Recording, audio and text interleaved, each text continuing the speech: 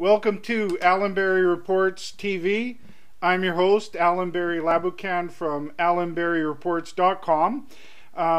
Today we have a new installment of our In the News segment. We're going to be talking about a couple of resource companies that have recently had some developments that stand out to us. And before we get started, we always like to start out with our thank yous.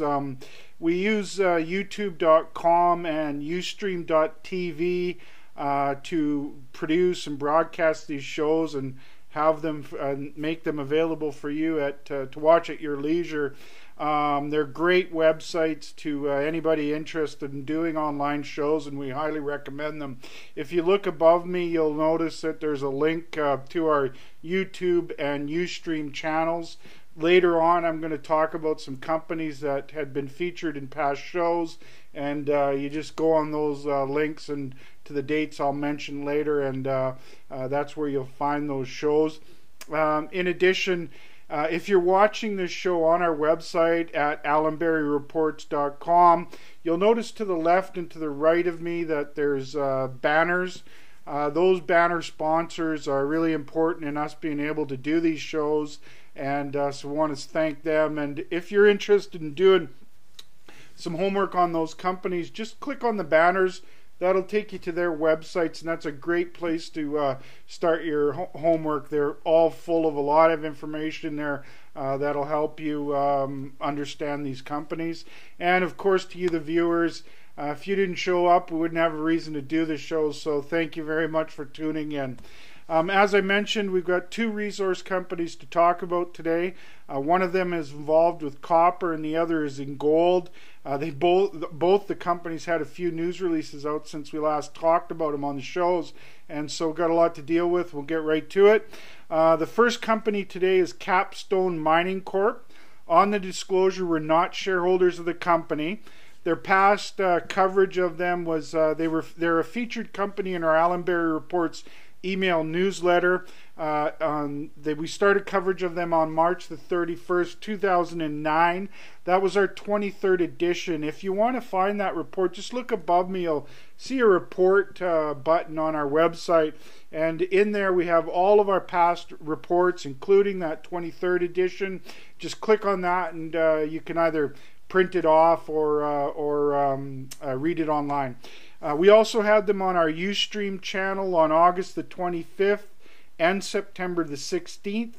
On our on our YouTube channel, we had them on our September 30th and October 20th shows. And again, those links are above me there, and then just look for those dates.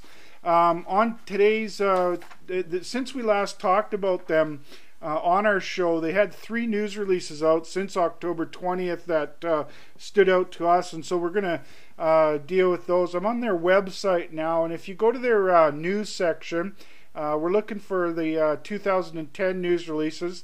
The first one we're going to talk about was from November the 9th, 2010. The headline from that is Capstone reports financial results for the third quarter and year to date.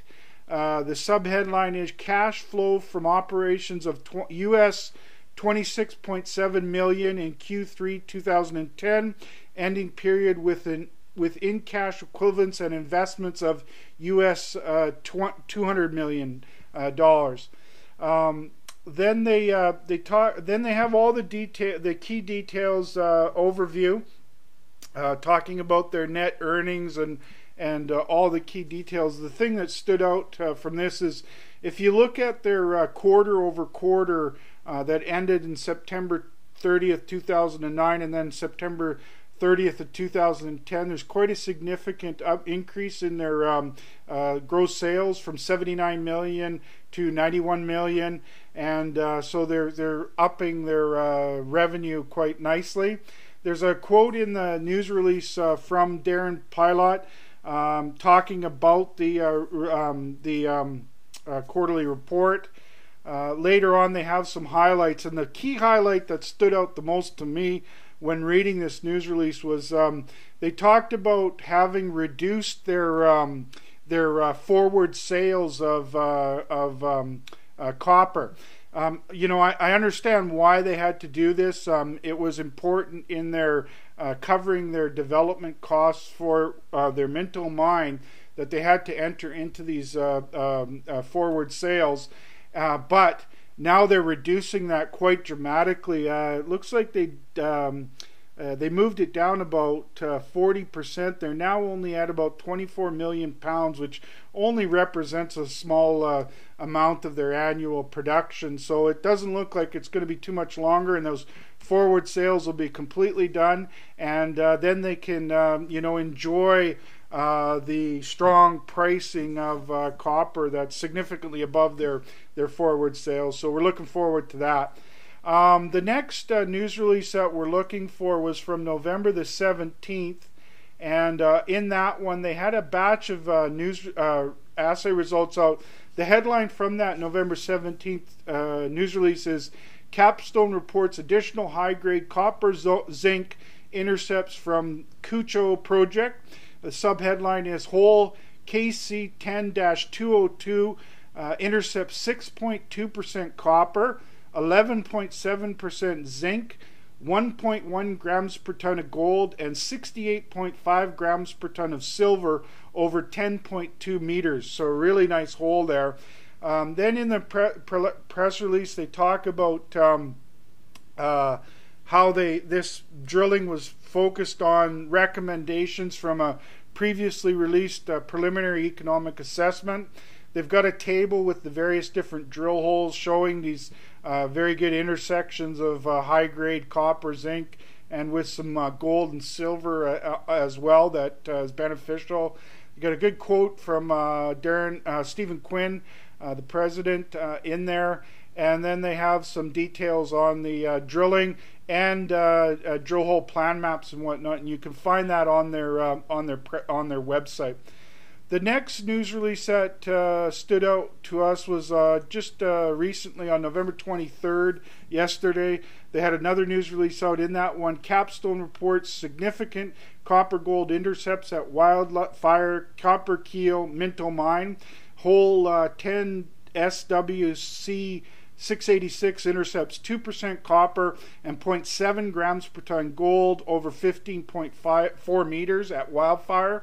Then they have a table with all the various different results, good quotes. This company always puts quotes in their press releases, and I really like that because it gives management a chance to give you a sort of a big picture outlook on what they're reporting. So that's and then they have a ton of details, including maps and cross sections, and that'll give you a good idea of what's going on from a overall plan and how the drilling is happening underground. So that's the key information from the press release. Some of the reasons we like the company is they're a copper-focused company. They're in mining-friendly jurisdictions. They're growing their copper production, reducing their forward sales. So they've got they're well exposed to the price of copper, and we're very bullish on copper. So this is one of the companies we really like in that copper space, and a great place to do your homework is on their website. I forgot to mention that earlier. Their website is capstone.com, and that's where you can find all their key information. So the second company we're going to talk about today is Fronteer Gold. And oops, I forgot to turn my ringer off. That's 2 days in a row I did that trick. Get back to my time there.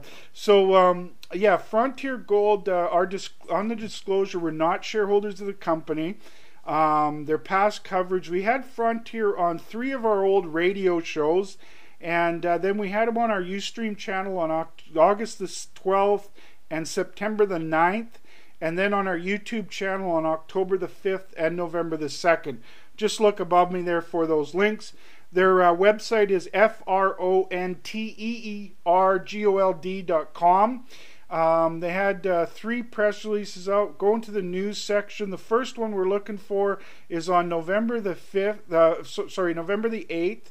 In that one, the headline is Fronteer builds additional high-grade gold at Long Canyon with 10.46 grams per ton gold over 39.3 meters. So a really nice intersection there of high grade over a very substantial intersection.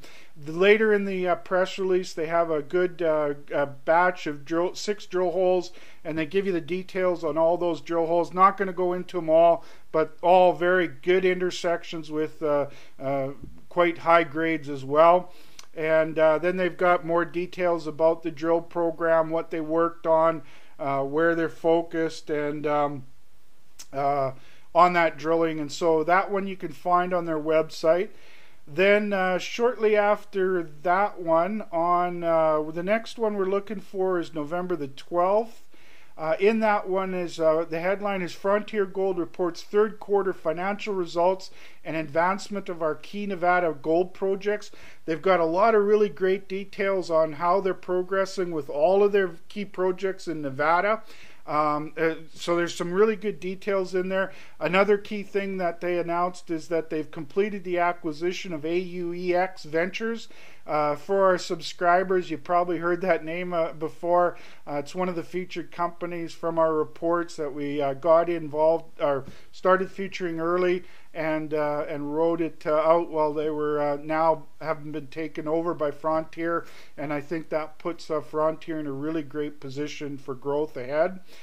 So that one you can find on November 12th, and then on November the 15th they had a news release out from that. Frontier intersects 12.3 grams per ton gold over 50.4 meters at Long Canyon Gold Project in Nevada. Again, this project is a really stellar project, and they keep coming up with really high grade over thick intersections, and that really is quite exciting to us. They've got details on the latest batch of drill holes, and then they've got some maps on their website that are attached to that news release. Gives you an idea of how things are, how you get a visual picture of what's happening with their drilling below surface. And so that also you can find on their website. Some of the reasons that we really like Fronteer is, in addition to taking over one of our featured companies in the email newsletter at quite a nice premium to the price that we had been following them. This gives them a really strong portfolio. They have a strong portfolio of projects that are quite well advanced, really promising drill results from them. They're moving ahead to develop those projects, and so they've got a lot of they've got a great pipeline of projects. They're moving towards being a future producer. They've got really good partners, lots of cash. They're doing a lot of work, and so they'll have a really good flow of news in the coming months. So Frontier is definitely one of the companies we really like. We're not in the habit of chasing companies, and Frontier the timing was never perfectly right for us to include them in our email newsletter, but we definitely talked a lot about them in the past on our radio shows and our video shows. We like this company a lot, and so we highly recommend you take a look at the company and do your homework. We think that they've got a really strong future ahead of them. And so great place to check that out is on their website, again at frontiergold.com. That's and where you can find all their information. So that's a wrap on our In the News segment today. Before closing, we'd like to stress that this show and our reports are for information purposes only. We aren't making buying or selling recommendations. It's important for you to do your own research and homework on and consult with your financial advisors before making any investment decisions. We're always trying to grow our audience, and any effort you make to let your friends that follow the markets know about our website and our reports and our shows, we'd really appreciate that. We also really appreciate you taking the time to watch the shows. We're well aware that everybody is busy these days, and we strive to produce a show that brings you helpful, high-quality information and saves you time. Our next show, tomorrow's Thanksgiving down in the States, so happy Thanksgiving to all our friends down there. We'll be having our next show at the end of the week on Friday. All of our work can be found on our website at allanberryreports.com. We hope to see you soon. Have a great day.